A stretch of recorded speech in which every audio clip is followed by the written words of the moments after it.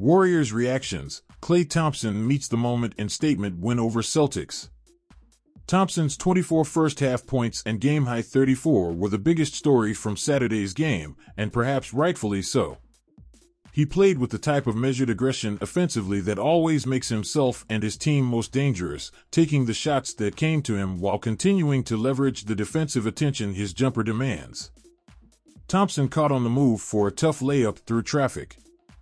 He pushed up the floor early to attack Malcolm Brogdon one-on-one, swishing a Dirk fadeaway from the left baseline.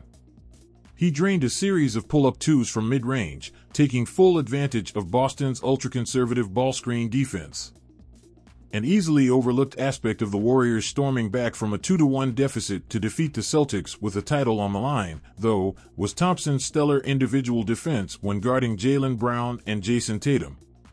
He was Golden State's primary matchup for Tatum on Saturday, with Andrew Wiggins still sidelined by a right adductor strain, once again proving up to the task.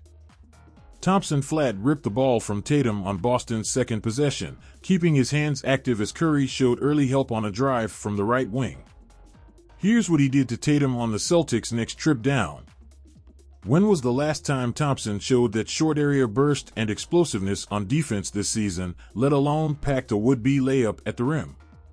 His fresh legs were on just as obvious display in third quarter, when Thompson followed up a transition triple by immediately turning and sprinting with Tatum, preventing another easy two.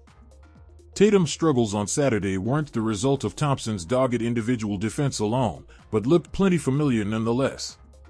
Thompson and Jonathan Kuminga both made life tough on Tatum at the point of attack, and the Warriors were early and active in help, the defense that won them a title last season. Thompson won't be the main assignment on Tatum the next time Golden State and Boston face off. That job belongs to Wiggins, and Kuminga is ready for it. But you can never have too many quality defenders of superstar wings, and Thompson proved once again that label applies to him against the Celtics. Attacking deep drop over and over. Curry absolutely roasted the Celtics one-on-one in the NBA Finals, leveraging the imminent threat of his pull-up jumper into hard-charging, physical drives. Just because the Celtics' all-switch defense wasn't good enough last June doesn't mean it's not the best approach against the Warriors, though. That reality was laid bare on Saturday, as Boston, playing without Al Horford in addition to Robert Williams III, resorted to deep drop pick-and-roll coverage to keep Blake Griffin and Luke Kornet from venturing to the perimeter. Golden State exploited that strategy from the opening tip, with Thompson getting hot after a couple early pull-up jumpers and Jordan Poole being left alone for a pair of silky floaters from the free throw line. Look how much room Poole has to launch here as Derek White got caught on top of a screen from Kuminga. Boston dared deploy drop coverage against Curry, too. Even when his defender was in close trail position after fighting over the screen, it didn't matter. This was a 4-point play for Curry, who knew with absolute certainty an off-dribble try would be available once he turned the corner around Kevin Looney's pick. Steve Kerr added an extra wrinkle once the Dubs really got going, turning a routine double drag into a Spain pick-and-roll, used less often by Warriors than most teams throughout the league, by having Thompson curl around into a back screen on Griffin.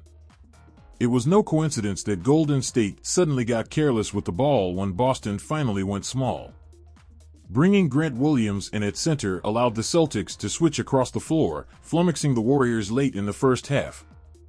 Going even smaller, with Tatum as de facto center, helped Boston briefly stanch Golden State's momentum midway through the third quarter before the home team went back up by double digits. Mazzulla went with no traditional 5, by the way, for the game's last 17 minutes, his team playing catch-up on the scoreboard. Those options will be there from opening tip to the final buzzer the next time these two teams meet, not to mention switching 1 to 4 and keeping Williams III on the back line as a designated rim protector, the formation that drove the Celtics to a historically elite defense in 2021-22. Offense definitely won't always come so easy for Golden State against Boston.